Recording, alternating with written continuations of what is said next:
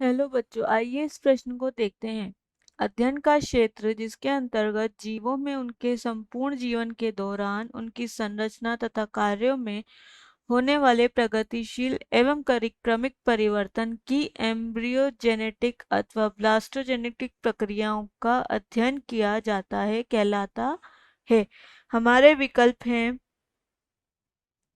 विकल्प ए विकासशील जीव विज्ञान, विकल्प बी एम्ब्रियोलॉजी, विकल्प सी दोनों ए और बी, विकल्प डी एम्ब्रियोजेनिक। आइए इस प्रश्न का मुख्य अवधारणा देखते हैं।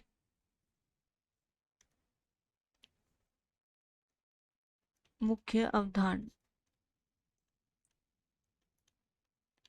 इस प्रश्न में हमसे बोला गया है एम्ब्रियोजेनेटिक एम्ब्रियोजेनेटिक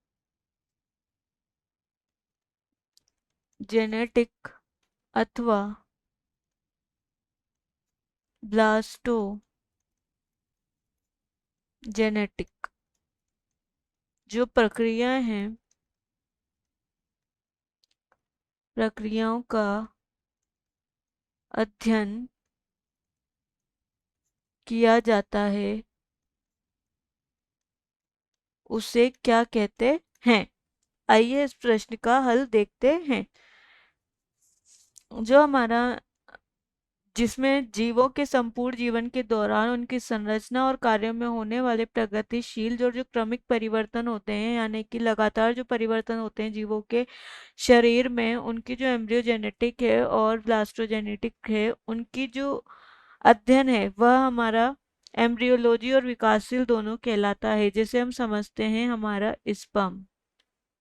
स्पर्म है और ओवम यानी कि अंड है हमारा, या अंडाणु है। जैसे कि ये हमारा स्पर्म हो गया और ये हमारा ओवम यानी एक अंडा हो गया। जब ये दोनों आपस में क्रिया करते हैं तो हमारा जाइगोट बनता है।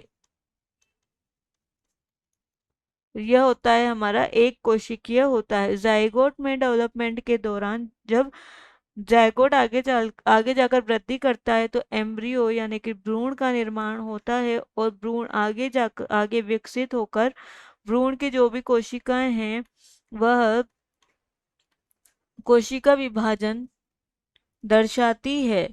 इसी कोशिका विभाजन को ही हम एम्ब्रियोलॉजी कहते हैं। एम्ब्रियोलॉजी कहते हैं।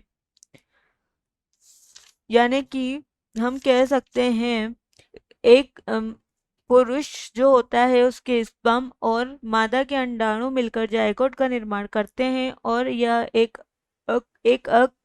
कोशिकीय संरचना होती है।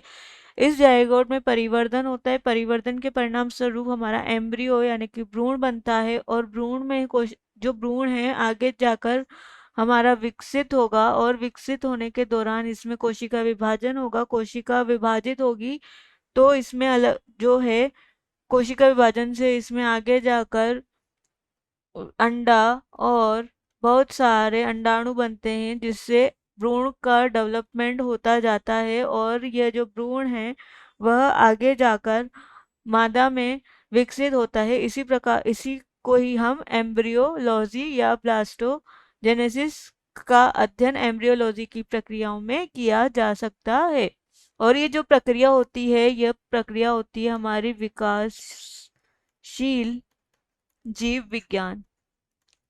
यानी कि यह जो प्रक्रिया होती है विकास करती रहती है लगातार, इसीलिए इसे विकासशील जीव विज्ञान भी कहते हैं।